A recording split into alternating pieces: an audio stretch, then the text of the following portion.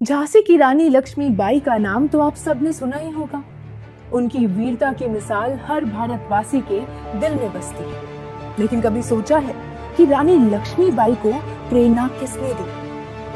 उनके जन्म से लगभग 30 साल पहले दक्षिण भारत की धरती पर एक वीर योद्धा नारी ने अंग्रेजों के खिलाफ बगावत की मशाल जलाई थी। ये कहानी है कित्तूर की शेरनी रानी चेन्नम्मा। इन्होंने सबसे पहले अंग्रेजी हुकूमत को खुली चुनौती दी और भारत के स्वतंत्रता संग्राम की पहली चिंगारी जलाई। आज हम राष्ट्रगाथा में रानी चेन्नम्मा को नमन करते हैं, क्योंकि वो सिर्फ एक रानी नहीं थी, बल्कि उस मशाल की पहली रोशनी थी जिसकी लौ ने हजारों स्वतंत्रता सेनानियों को संघर्ष का रास्ता दिखाया। और आगे चलकर वही लौ एक महान स्वतंत्रता आंदोलन की बुनियाद भी बनी। साल 1824 दक्षिण भारत के कर्नाटक प्रांत का एक छोटा सा रियासत कित्तूर, उस दौर में ब्रिटिश ईस्ट इंडिया कंपनी एक एक रियासत को अपने कब्जे में लेती जा रही थी और उनकी नजर कित्तूर पर पड़ चुकी थी। अंग्रेजों ने एक नई चाल चलनी शुरू की थी। अगर किसी भी रियासत के राजा का कोई भी सगा वारिस ना हो तो वो राज कंपनी का हो जाएगा। लॉर्ड डलहौजी ने इस नियम को डॉक्ट्राइन ऑफ लैप्स का नाम दिया, एक ऐसा कानून जो हमारे हिंदू धर्म और परंपरा के बिल्कुल खिलाफ था, क्योंकि यहाँ पुत्र ग्रहण यानी अडॉप्शन को वंश को जारी रखने के लिए पूर्ण धार्मिक अधिकार माना जाता है। मनुस्मृति और अन्य धर्म शास्त्रों में स्पष्ट रूप से लिखा है कि अगर किसी कुल में पुत्र ना हो तो दातक पुत्र यानी अडॉप्टेड बेटे को कुल में शामिल करना एक पवित्र कर्तव्य है, जिससे कि कुल परंपरा और कुल देवताओं की सेवा निरंतर बनी रहती है। इस प्रक्रिया से न सिर्फ वंश वृद्धि होती है, बल्कि कुल के सारे धार्मिक और सामाजिक कर्तव्य भी पूरे होते हैं। डॉक्ट्राइन ऑफ लैप्स ने इन मूल सिद्धांतों को नजरअंदाज करके ब्रिटिश कंपनी को बिना युद्ध के राज्य पर हक जमाने का अधिकार दे दिया था, जो हमारे धर्म, विश्वास और संस्कृति के मूल सिद्धांतों को चुनौती था। उस समय कित्तूर की रानी थी चेन्नम्मा। उनका जन्म 1778 में कर्नाटक के ककटी गांव में हुआ था। बचपन से ही उन्हें घुड़सवारी, तलवारबाजी और तीरंदाजी की कला में महारत हासिल कर ली थी। रानी चेन्नम्मा शास्त्र विद्या में निपुण थी, राजनीति में भी माहिर और अपनी धरती से गहरा जुड़ाव भी रखती थी। लेकिन उनके जीवन में एक गहरा दुख पहले ही आ चुका था। उनके पति का देहांत हो गया था और 1824 में उनका इकलौता बेटा भी गंभीर बीमारी से जूझने लगा था।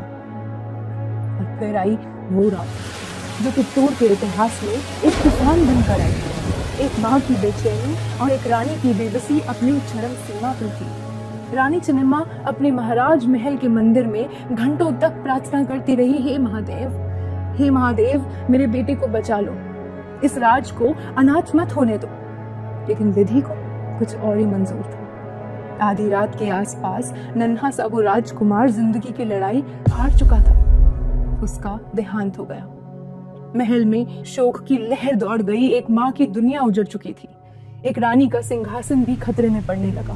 फिर उस अंधेरी रात में बिजली चमकी और उसी क्षण रानी चेन्नम्मा की आंखों में भी एक नई चमक लौट आई।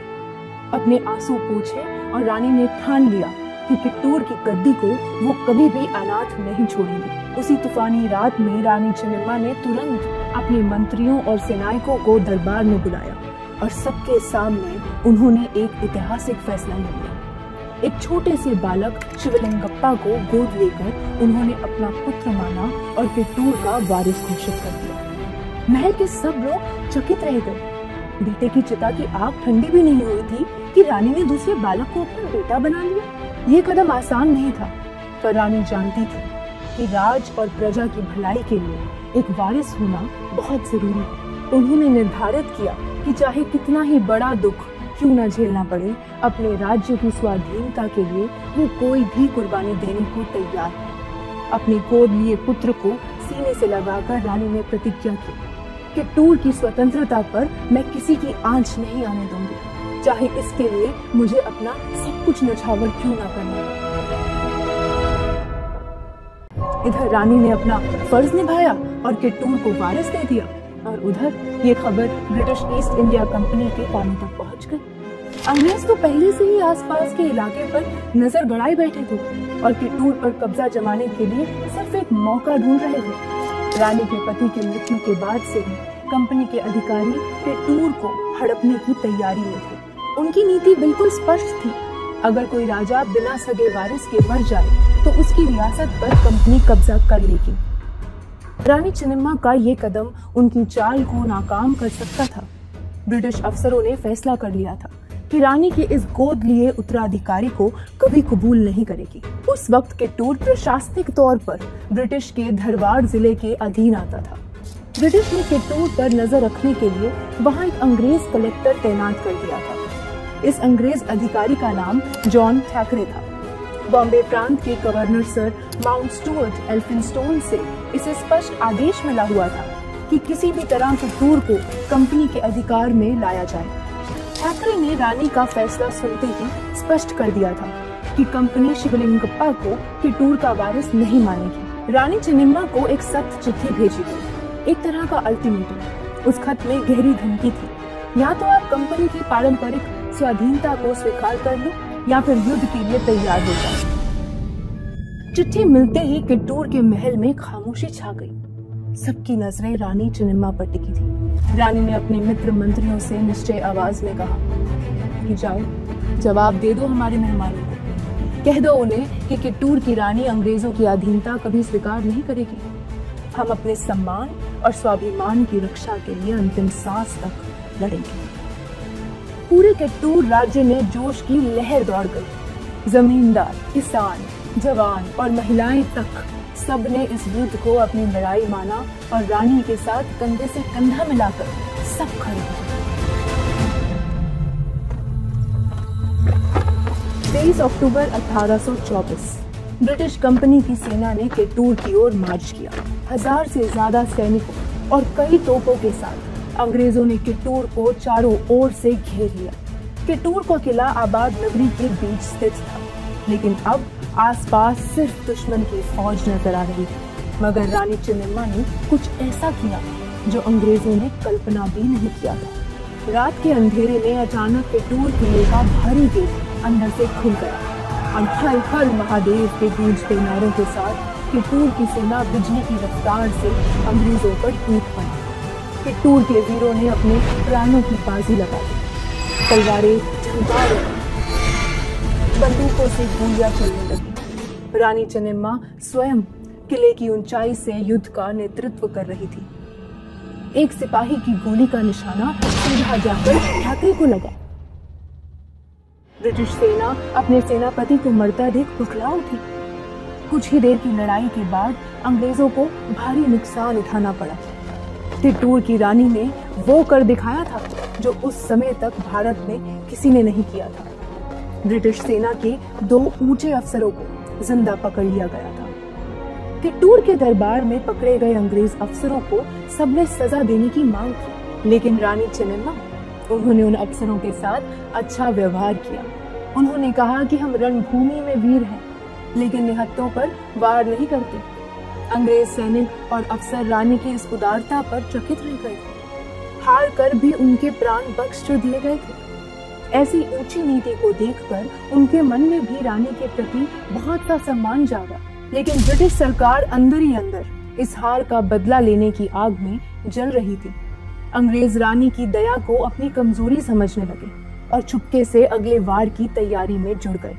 कुछ हफ्ते बीत गए, लेकिन फिर एक रात किट्टूर के किले के भंडार घर में अचानक से जोरदार विस्फोट हुआ। किले के गोला बारूद के गोदाम में आग लग गई और जोर का धमाका हुआ। किट्टूर के लोग समझ गए कि ये कोई हादसा नहीं था, बल्कि ब्रिटिश की रचाई हुई एक साजिश थी।